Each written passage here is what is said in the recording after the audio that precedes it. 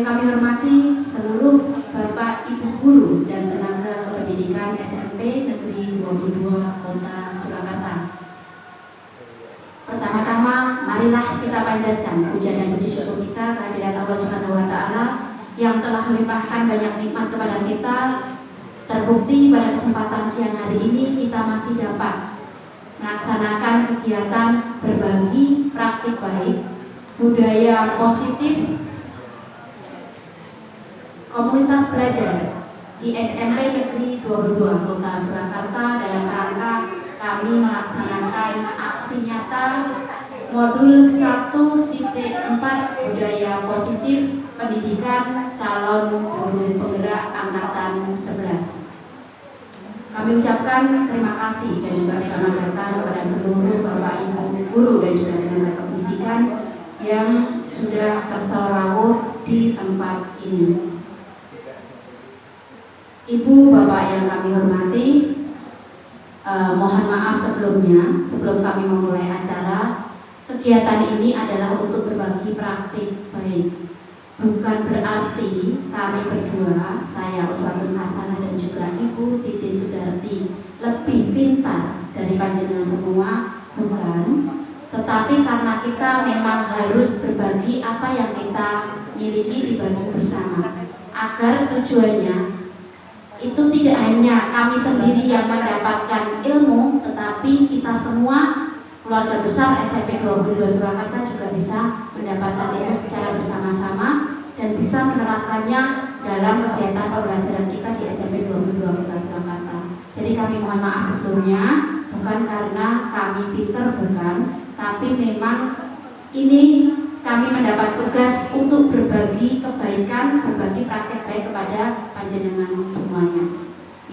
Mohon maaf, untuk acara kali ini nanti pertama kita berdoa bersama, kemudian nanti langsung paparan materi oleh saya, dan yang kedua paparan materi nanti oleh Ibu Titin. Di modul 1.4 tentang budaya positif, kami itu mendapat pembelajaran kami itu sejumlah 6 materi di modul 1.4, yaitu budaya positif. Antara lain nanti disiplin positif, kemudian nilai kebajikan universal, kemudian motivasi, teori tentang motivasi, hukum dan juga penghargaan, kemudian keyakinan kelas, kemudian kebutuhan dasar manusia dan juga dunia berkualitas, kemudian restitusi, 5 posisi kontrol, dan juga yang terakhir adalah segitiga restitusi. Ibu Bapak yang kami hormati, sebelum kita mulai untuk kegiatan siang hari ini, mari kita berdoa bersama menurut agama kita masing-masing. Berdoa, kami persilakan.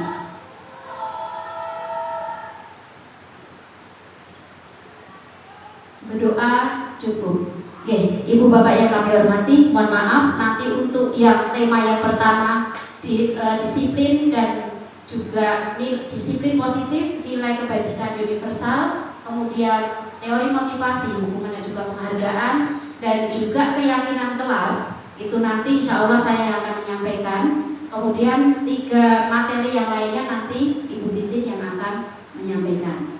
Baik, sudah siap semuanya Ibu Bapak? Ya. Alhamdulillah, bos yang tenang. Kemudian kami tanya dulu sebelum saya lanjutkan, tanya dulu. Tadi udah makan apa belum? Baik, Ibu Bapak yang kami hormati, ini saya akan menyampaikan dulu 3 materi tentang budaya positif. Kemudian nanti capaian pembelajaran yang akan kita harapkan kita bisa semuanya, yaitu kita memahami tentang konsep pendidikan menurut Ki Hajar Dewantara. Kemudian kita melakukan evaluasi dan juga refleksi tentang praktek disiplin dalam pendidikan di Indonesia secara umum. Kemudian nanti kita memahami peran sebagai guru. Itu yang akan kita pelajari di modul ini nanti. Kemudian, speaking saya kira ngantuk. Ya, baik. Mohon konsentrasinya dulu. Nanti panjenengan semua kami mohon untuk mengucapkan seperti apa yang saya ucapkan. Ya kan? Di situ ada gambar ayam dan bebek. Oke, nanti kalau saya matur ayam, nanti jenengan ngendika ayam. Kalau saya bebek berarti bebek. Kalau saya ayam berarti jenengan ayam. Oke? Bisa semuanya? Baik. Oke, kita mulai. Bebek. Kita sebelah kene iki urung pati kok ya. Saya konsentrasi saya. Oke. Ulangi. Bebek. Ayam. Bebek. Ayam bebek. Bebek ayam. Berapa jumlah bebeknya?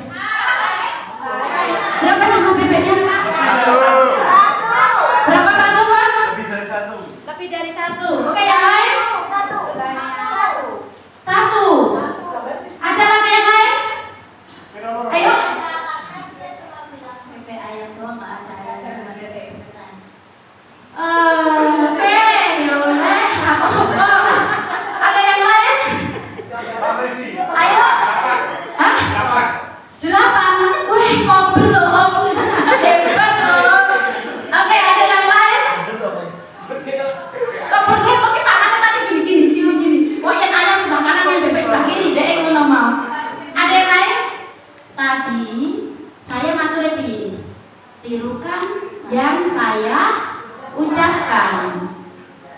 Iya kan? Nah, saya kan bertanya ada berapa? Berarti harusnya jawabannya bukan angka kan? Iya, ada berapa? Ya, oke, tepuk tangan untuk jenengan semuanya. Kan diatur ini ngikuti ya, piye lho? Ngikuti lho, ya. Yes. Gen apa jenis untuk melek sih? Habis dari biasanya saat ngantuk. Baik, kita lanjutkan. Ya, ini pertanyaan pemantik bagi kita semuanya. Hukuman dapat mendisiplinkan murid. Menurut panjenengan benar apa salah? Kenapa salah?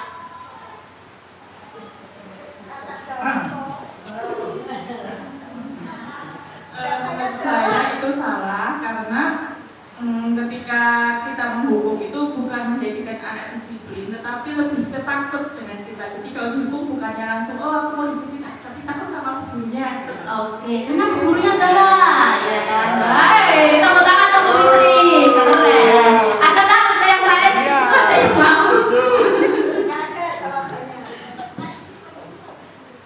Saya setuju, tapi kan di sini sebagaimana judul tadi disiplin positif. Nah, yang dimaksud disiplin positif kan kalau nggak salah ya kebalikan dengan ini ya, bukan hukuman disiplin sih disiplin kalau dihukum itu, tapi terpaksa. Terpaksa. Jadi dia terpaksa disiplin. Ada lagi yang lain mungkin? Pak Soban? Saya sama. Ayo. Saya setuju, cuma ada di sampingan begitu sama Pak Romi. Oh, kita masih itu baik. Iya, tulis boleh cerita kan? Oke, baik. Nanti kita akan mengetahuinya itu setelah materi kita itu bisa selesai sampai dengan nanti Bu Titin menyampaikan materinya, itu ya. Oke, topik kita 3 saya tadi matur, yaitu disiplin positif dan juga nilai-nilai kebajikan universal. Kemudian yang kedua adalah teori motivasi, hukuman, penghargaan dan juga restitusi. Kemudian keyakinan kelas. Kalau untuk prakteknya nanti akan dibahas selanjutnya di materi keempat, 5, dan 6. Nanti bersama Ibu Titin. Selanjutnya, ini dawa banget prinsipnya dari pengantar ini adalah kita itu kami dari CGP pada saat mengikuti pendidikan calon guru penggerak itu sudah mempelajari modul 1.1, 1.2 dan 1.3 tentang apa saja sih. Yang pertama filosofi pendidikan Ki Hajar Dewantara. Kemudian yang kedua tentang nilai-nilai peran guru penggerak, dan yang ketiga adalah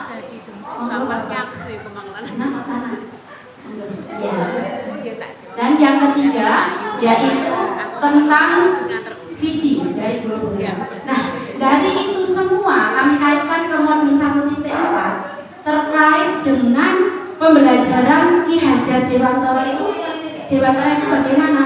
Ternyata menurut beliau, kita sebagai guru itu diibaratkan sebagai petani. Kita tidak bisa mengubah kodratnya anak yang sudah diciptakan, tetapi kita bisa memupuk, mungkin menyiangi, ya kan? Yang menanam kan bukan kalau petani mah kita menanam tidak bisa, tetapi kita berproses untuk anak tersebut menjadi lebih baik. Selanjutnya ini perubahan paradigma. Kita dulu zaman kecil pernah belajar deleke sesuatu pada tangan kita.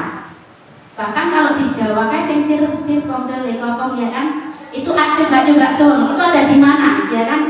Kalau jumlah suwung itu hanya tentang menebak itu di mana ya kan? Tapi kalau ini misal kita bermain dengan kita menggenggam sebuah barang, terus kita misal kita sembunyikan, terus teman kita suruh nebak barang itu ada di tangan kanan atau tangan kiri atau bagaimana gitu, itu dari paradigma ini kadang kita yang memiliki barang berusaha untuk menyembunyikan, sama seperti sirpong dari kopong itu tadi juga sama, kita berusaha untuk menyembunyikannya. Nah, tetapi teman kita berusaha untuk membuka dengan seluruh cara yang dia miliki. Itu sama dengan kehidupan kita juga. Kita kadang berusaha untuk kita baik, tetapi kadang orang lain ada usaha piye carane itu membuka dari apa yang kita miliki atau mencari tahu dari apa yang kita miliki, entah dengan cara yang baik ataupun cara yang kurang tepat, kan seperti itu. Kemudian dari di sini ada nanti tentang respon teori dan juga kontrol dari seorang guru, bahwa misal stimulusnya, kalau stimulus responnya kita itu mencoba mengubah orang agar berpandangan sama seperti kita, sedangkan di teorinya itu adalah kita berusaha memahami pandangan orang lain terhadap dunia secara teori. Jadi kadang gini loh Ibu Bapak, sebagai guru kita kebentur dengan teori harus begini, tetapi ternyata di lapangan berbeda. Itu kadang seperti itu. Nah, kemudian Ibu Bapak, kita masuk ke materi yang pertama tentang makna disiplin. Menurut panjenengan, disiplin itu apa sih? Taat, terus taati peraturan. Oke, yang lain? On time. Mungkin yang lain? Konsisten. Teratur. Itu semangat Pak Freddy, hebat. Ya. Kalau di dalam disiplin yang kita pelajari di sini, bahwasanya disiplin itu adalah belajar, ya kan? Disiplin itu menggali potensi menuju sebuah tujuan, apa yang dia hargai. Itu. Jadi makna kata disiplin itu telah berubah menjadi sesuatu yang dilakukan seseorang pada orang lain untuk mendapatkan kepatuhan. Tadi loh, tertib. Sebenarnya on time. Sebenarnya disiplin bukan seperti itu, gitu loh. Sebenarnya. Jadi kalau disiplin tentang tertib, on time, kudu manut, misal seperti itu artinya memberikan ketidaknyamanan. Itu. Jadi itu yang kita memberikan ketidaknyamanan bukan dengan apa yang kita hargai atau pencapaian suatu tujuan mulia. Jadi ini guru tekanan dan tekanan. Itu. Kemudian nilai-nilai kebajikannya. Nilai-nilai kebajikan itu banyak sekali. Yang paling tren untuk kita kali ini adalah profil pelajar Pancasila. Bukan bermaksud untuk masalah hafalan. Mungkin ada yang perso dari awal sampai akhir profil pelajar Pancasila isinya apa saja? 1, bertakwa pada Tuhan Yang Maha Esa dan berakhlak mulia. Terus mandiri, bernalar kritis, berkebinekaan global dan bergotong royong. Yang terakhir kreatif. Oke, ya itu dari profil pelajar Pancasila. Nilai kebajikan banyak sekali. Kita sebenarnya sebelum ada profil pelajar Pancasila pun kita juga berusaha menerapkan prinsip tersebut kepada peserta didik kita atau murid-murid kita, ya kan? Itu kita juga ngajak untuk mereka beribadah sesuai agamanya masing-masing. Artinya kan beriman dan bertakwa, ya kan? Kita mengajak mereka berinovasi, mereka kreatif. Itu sebenarnya sudah semua. Jadi ini nilai-nilai kebajikan yang ditanamkan secara universal, yaitu sifat-sifat positif manusia yang merupakan tujuan mulia yang ingin dicapai oleh setiap individu. Kita kadang kan punya itu di bab kami di bab 2 itu tentang cita-cita ataupun impian. Murid impian seperti apa sih? Nah, seperti itu. Idealnya murid TDW beriman bertakwa, yo pinter, yo baik, karakternya bagus, inovatif, kreatif. Seperti itu kan cita-cita kita terhadap murid-murid kita itu. Nah, ini tadi tentang nilai-nilai kebajikan. Kalau ini tentang contoh kasus saja, akan saya bacakan dulu satu kasus saja. Sebagai seorang pendidik, saat Anda perlu hadir di suatu pelatihan, motivasi apakah yang mendasari tindakan Anda? Menurut Anda yang mana itu jawabannya? Arep golek sertifikat, apa golek misalnya? Saya tidak tak baca satu persatu. Apa golek konco? Apa kira ditukani Pak Kris? Nah, terus soalnya diperintahkan atau di disko dari kepala sekolah, ya? Yang paling bawah, Anda ingin menjadi pembelajar sepanjang hayat, menjadi orang yang berusaha dan bertanggung jawab serta menghargai diri Anda sendiri sebagai teladan bagi murid-murid Anda, guru-guru Anda, serta lingkungan Anda karena Anda percaya tindakan Anda sebagai pemimpin pembelajaran akan jadi panutan oleh lingkungan Anda. Menghargai nilai kebajikan diri sendiri. Oke, sekarang untuk keren.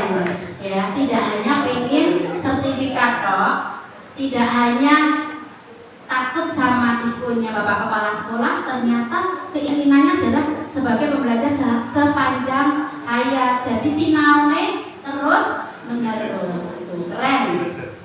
Ya, selanjutnya ini contoh kasus lagi. Bila di sekolah Anda tidak ada aturan yang memberikan surat teguran bagi karyawan yang sering datang terlambat, atau tidak ada atasan yang memberikan Anda penghargaan menjadi karyawan terbaik karena sering tepat waktu, apakah Anda akan tetap datang tepat waktu untuk mengajar murid-murid Anda? Monggo, ada yang mau? Ya, siapa? Oke, tidak Dewi, monggo. Ya, terima kasih. Karena Anda akan tetap datang tepat waktu untuk mengajar murid-murid Anda, insya Allah ya. Karena apa? Sesuai dengan apa yang menjadi aturan dan agar apapun gaji atau apapun yang kita terima itu bisa berkah. Oke, teman-teman untuk Dewi. Itu Pak Kris keren loh Pak. Keren itu. Ada lagi yang lain mungkin pendapat beda. Oke, Bu Pur, monggo. Berusaha untuk datang tepat waktu karena niat kita beribadah untuk mengajar atau bekerja sebagai guru yang baik. Oke, tepuk tangan dulu Bu Pur. Keren. Semoga dari kedua jawaban dari ibu-ibu kita mewakili kita semuanya. Ya, intinya tetap datang tepat waktu. Seandainya toh harus telat bukan karena disengaja. Ya, semoga seperti itu. Enak ya jadi Pak Kris kalau seperti itu kita semuanya. Dulunya nggak usah harus membuat membuat SP1, 2, 3. Enggak.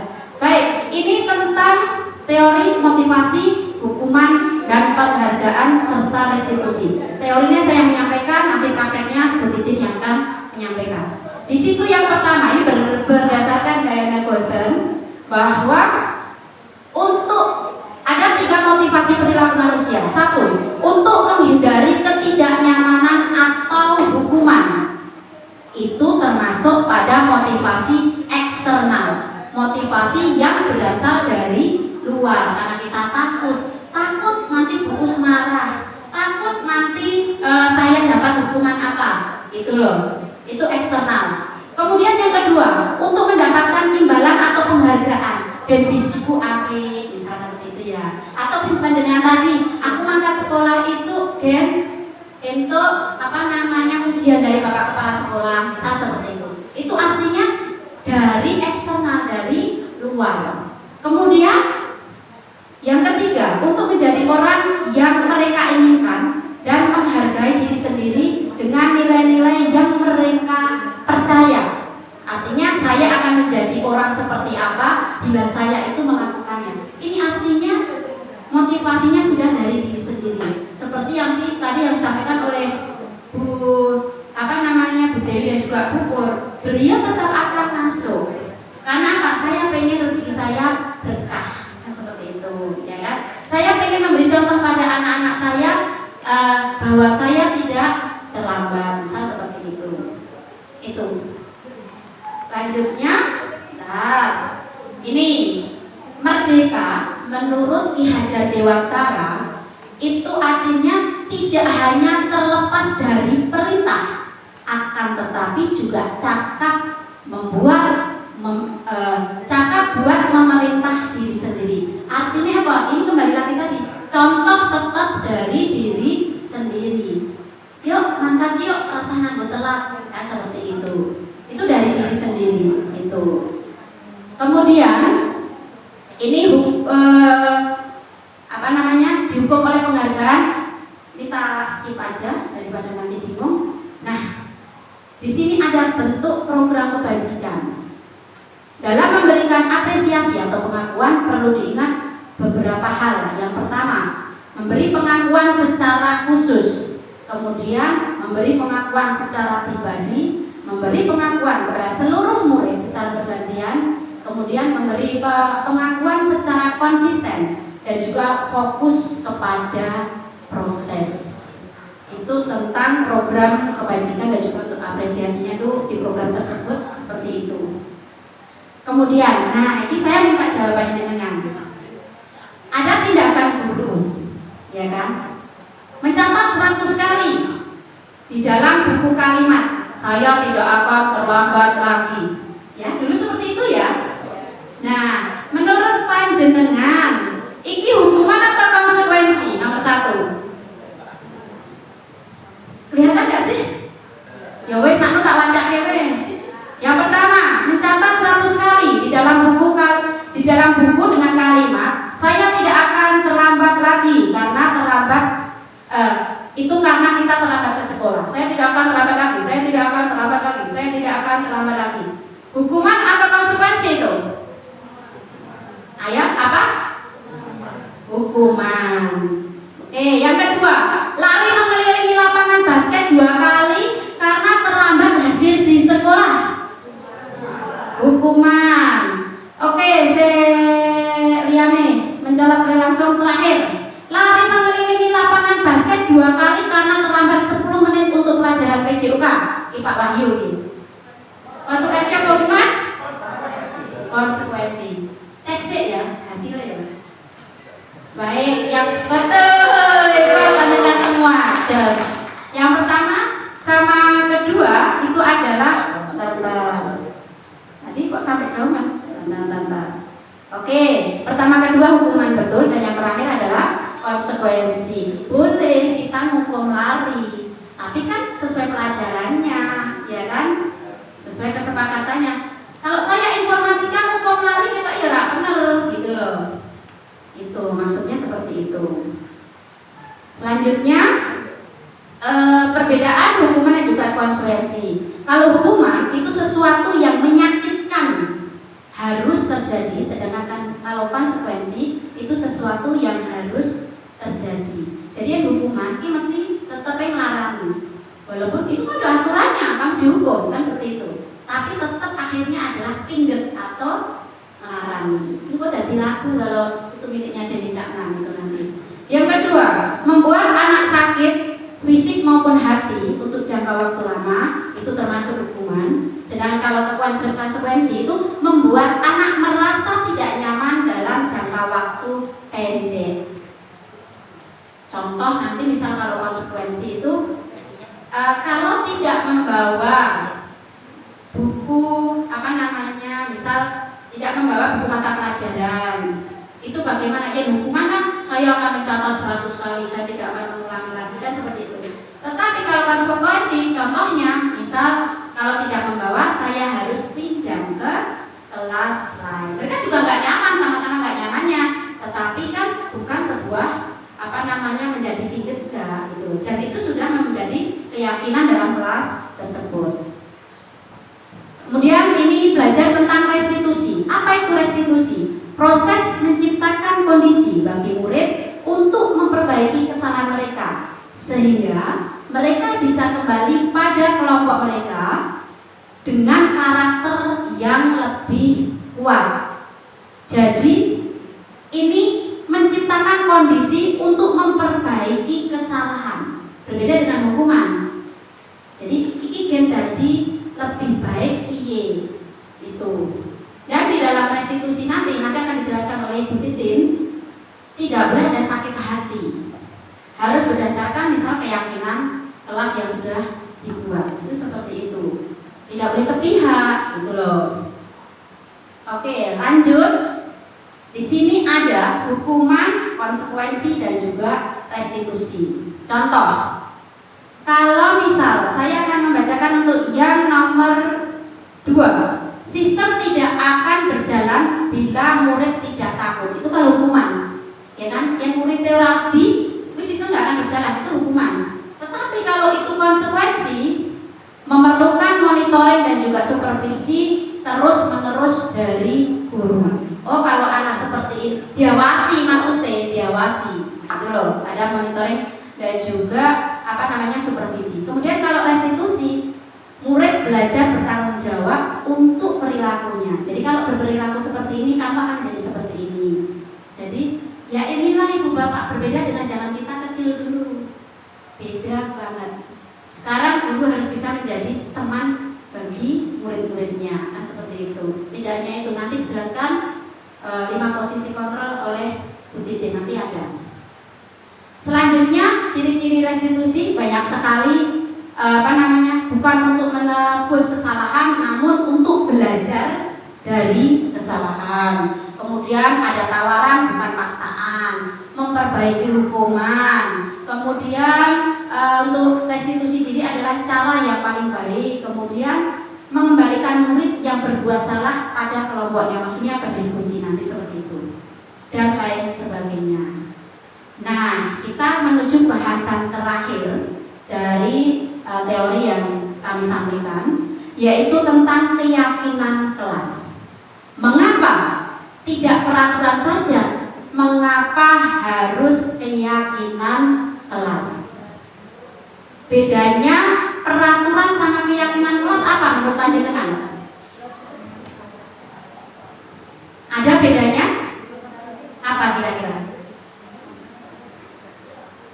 Kalau peraturan itu bisa dari satu sisi saja, misalnya dari budaya saja, sedangkan keyakinan kelas itu antara guru dan murid itu sama-sama memiliki pemahaman yang sama, memiliki kesepakatan yang sama, setuju seperti itu. Oke, kelas Bu Fitri. Keren, itu menurut versi Bu Fitri. Ada lagi yang lain mungkin? Ya? Terima kasih Bu. Kalau menurut saya ya, untuk peraturan itu sendiri biasanya anak itu malah cenderung karena yang membuat satu pihak itu kadang cuek. Tapi kalau keyakinan kelas itu, ini biasa saya lakukan di kelas Bu. Sebelum kita ke materi itu, saya biasanya melakukan kesepakatan kelas. Nah, kesepakatan kelas ini di mana kita melakukan kesepakatan antara anak-anak sehingga anak itu yakin kalau oh yang aku lakukan ini sudah jadi kesepakatan loh. Jadi otomatis anak akan dengan sadar diri kalau itu salah dan benar itu dia akan melaksanakan sesuai dengan yang sudah jadi kesepakatan kita di kelas itu gitu. Gitu. Ya, sebentar untuk Bu Ati, ya hebat. Ya, memang tadi antara peraturan sama keyakinan atau kesepakatan. Nah, sebenarnya secara teori, apakah peraturan di sekolah kita itu hanya dibuat sepihak? Harusnya loh, secara teori loh. Peraturan yang ada di tempat kita, apakah hanya dibuat sepihak oleh pihak sekolah saja, tidak melibatkan pihak lain? Ribon Pak Kris harusnya.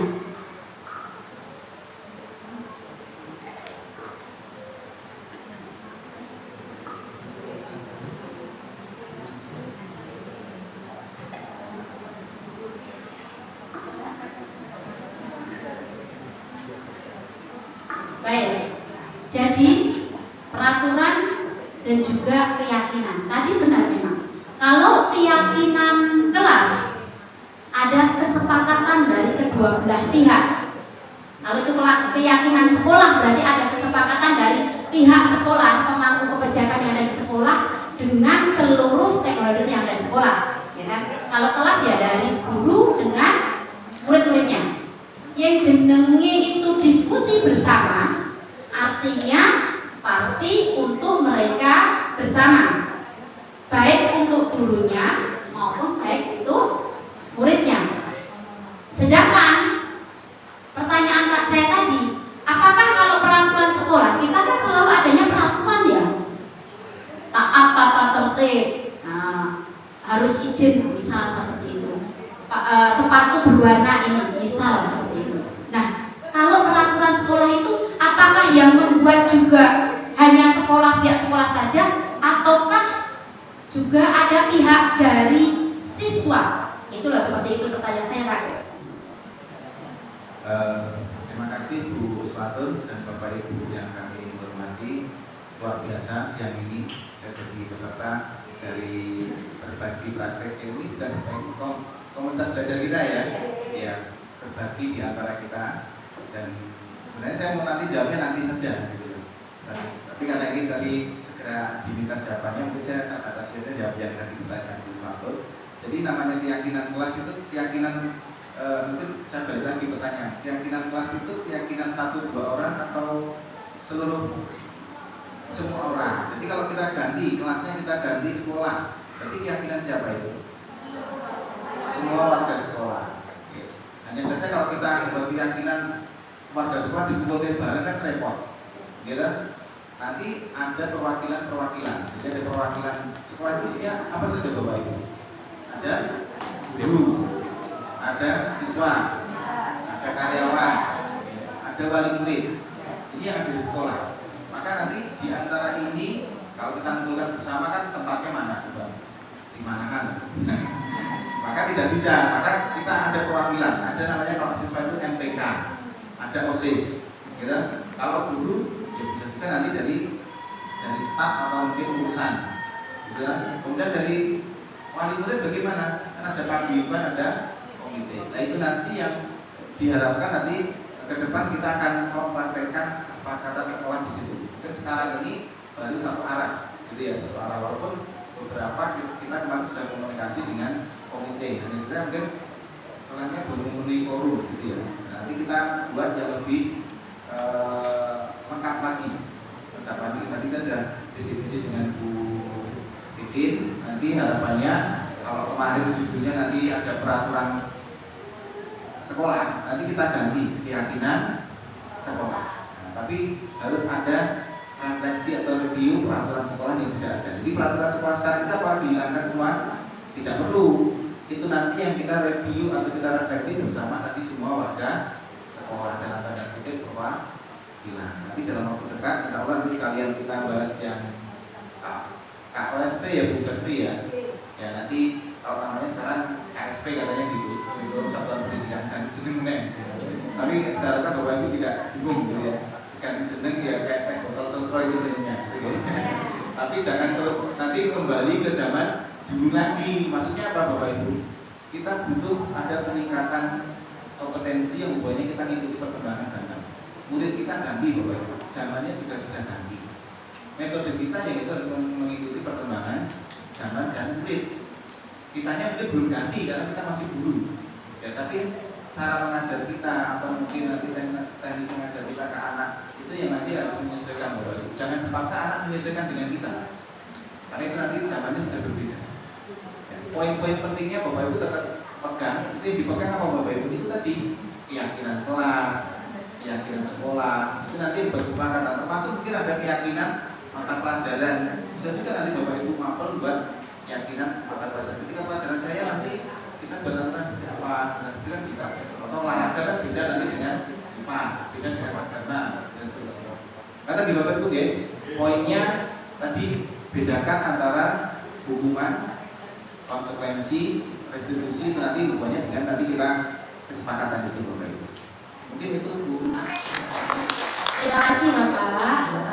Penguatan untuk kami semuanya itu tadi dari Pak Kris ya.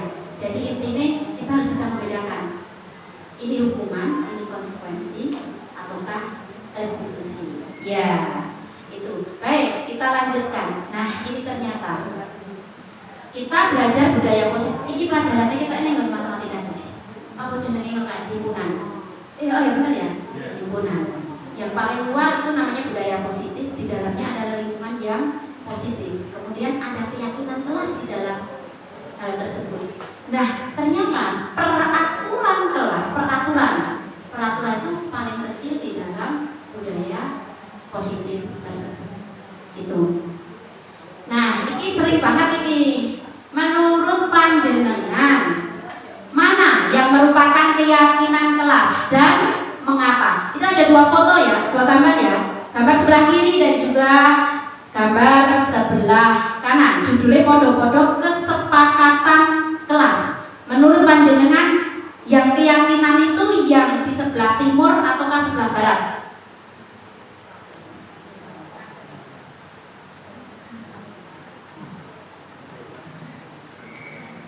Yang itu barat.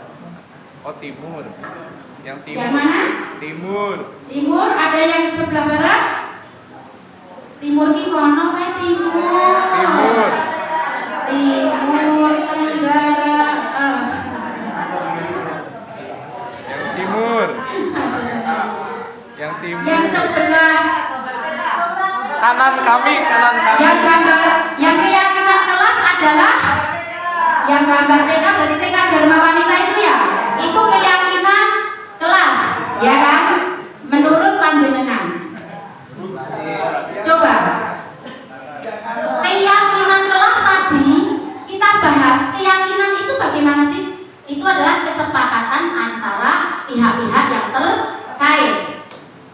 Kesepakatan antara pihak yang terkait. Kalau seperti itu, yang namanya kesepakatan yang mana berarti? Datang tepat waktu, mengucapkan salam, menjaga kebersihan sekolah, berdoa sebelum dan sesudah kegiatan, aktif dalam pembelajaran, itu yang TK ya.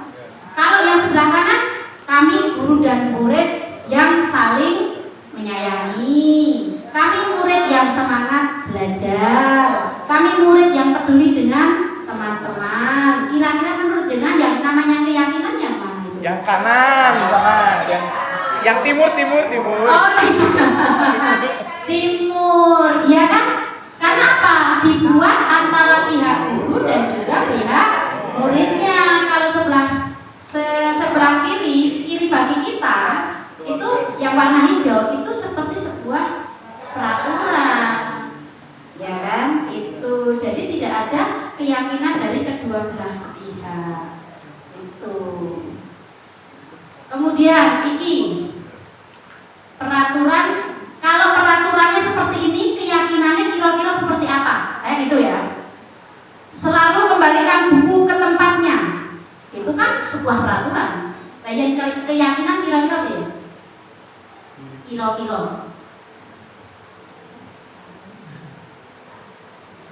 Dilarang mengganggu orang lain. Kalau keyakinan Kami Bagaimana? murid yang saling menghargai. Tidak saling mengganggu, saling menghargai. Ya. Ayo, apa? Selalu kembalikan buku pada tempatnya, atau selalu kembalikan buku ke tempatnya. Dilarang mengganggu orang lain. Hadir di sekolah 15 menit sebelum pembelajaran dimulai. Ini kita banget ya. Bagaimana kalau itu menjadikan keyakinan, bukan sebuah peraturan? Ini loh, keyakinannya itu memberikan tanggung jawab. Jadi, ya kan? Diomongin tentang tanggung jawab mereka untuk mengembalikan buku itu adalah sebuah tanggung jawab. Nah, terus kalau mengganggu orang lain tadi benar, menghormati kan? Saling menghormati itu sebuah keyakinan.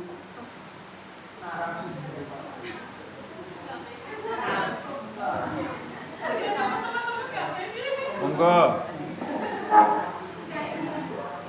Assalamualaikum warahmatullahi wabarakatuh. Selamat siang Bapak Ibu Guru SMP Negeri 22 Kota Surakarta yang saya banggakan, yang saya cintai, dan yang jelas pasti Bapak Ibu Guru yang hebat dan luar biasa. Aplaus untuk kita semua Bapak Ibu Guru biar lebih semangat.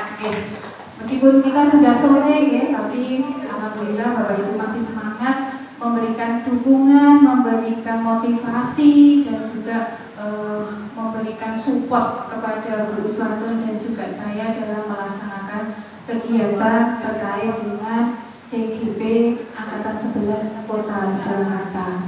Langsung saja Bapak Ibu, di sini tadi Bu Us sudah banyak menyampaikan teorinya, ya, dari teori keyakinan telas, restitusi, disiplin positif, yang muaranya adalah di budaya positif. Nah, di sini saya akan berbagi praktek baik. Saya belum baik sebenarnya dalam melaksanakannya, ya, Bapak Ibu. Saya masih butuh banyak belajar, butuh masukan dari Bapak Ibu Guru semua, dan yang jelas adalah kita harus kolaborasi untuk bisa melakukan apa yang nantinya dipaparkan pada kegiatan pada hari ini. Oke, Bapak Ibu, untuk mengawalinya, Bapak Ibu, coba saya ingin bertanya. Saat Bapak Ibu Guru melakukan sesuatu hal, itu ada tujuannya apa enggak? Misalnya melakukan apa Bu Guru, dan tujuannya apa?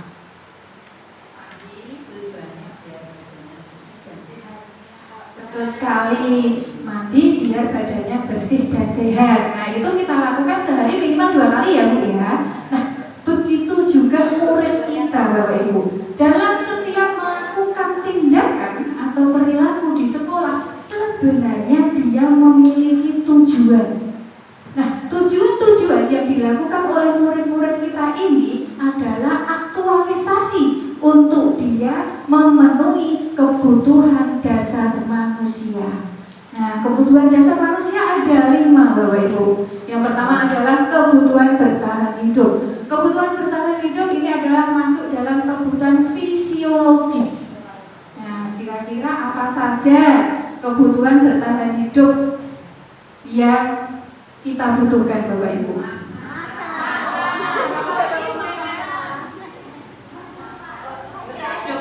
Makan, tempat tinggal, pakaian, Ya, sadar tangan, main. Main juga nih, kebutuhan untuk bertahan hidup. Ya, betul sekali Bu Enda. Aplaus untuk Bu Enda. Betul Bapak Ibu. Kebutuhan bertahan hidup adalah kebutuhan fisiologis yang terdiri dari rumah, makanan, kesehatan. Ya, itu adalah kebutuhan fisiologis yang kita butuhkan. Kemudian yang kedua adalah, nah ini dia, kebutuhan kasih sayang dan rasa diterima. Semua orang pasti ingin disayang, ingin dicintai. Ada yang di sini inginnya dibenci sama orang lain? Tidak ada pastinya. Ya. Nah, kebutuhan kasih sayang ini pun juga dibutuhkan oleh murid-murid Ibu. Mungkin terkadang ada anak-anak ya kalau kita ngarani apa ya Mbak bahasa Jawanya itu apa? Caper ya, cari perhatian gitu. Sok mungkin glendoti atau mungkin bolak-balik ketemu kok salaman, apa bolak-balik ketemu kok cari perhatian kita. Nah, itu bisa jadi murid kita itu dia membutuhkan kasih sayang dari kita, atau dia melakukan suatu tindakan yang kadang membuat kita sebagai guru itu ya udah mungkin nggak suka gitu ya, atau rodok anyel gitu, tapi dia punya tujuan yaitu memenuhi kebutuhan dasar supaya diterima. Nah, dia aktualisasinya dengan cari perhatian, mungkin ada yang positif, ada yang negatif. Nah, itu semua ada tujuannya. Anak ternyata melakukan perilaku yang ada di sekolah. Kemudian kebutuhan hidup penguasa.